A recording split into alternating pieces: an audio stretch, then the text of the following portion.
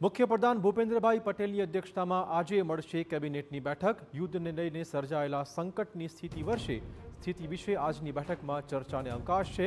ગુજરાતમાં પેટ્રોલ ડીઝલની અછતની પણ આ બેઠકમાં ચર્ચા થઈ શકે તેમ છે। આ ઉપરાંત પ્રી મોન્સૂન કામગીરી, કૃષિ અને ખેડૂતના મુદ્દા પણ ચર્ચામાં લેવામાં આવશે। રાજ્યમાં ઉનાળામાં પાણીની સ્થિતિની કરશે સમીક્ષા। નવી નીતિઓ અને સરકારી યોજનાઓ અંતર્ગત પણ ચર્ચા શક્ય છે।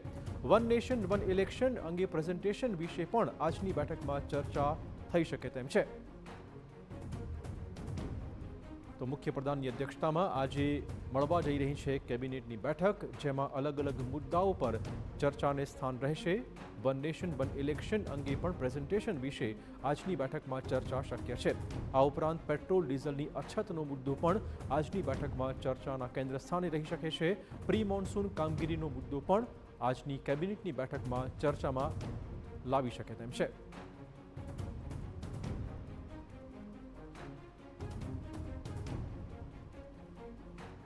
તો બે મહત્વપૂર્ણ નિર્ણયો લેવામાં આવ્યા છે।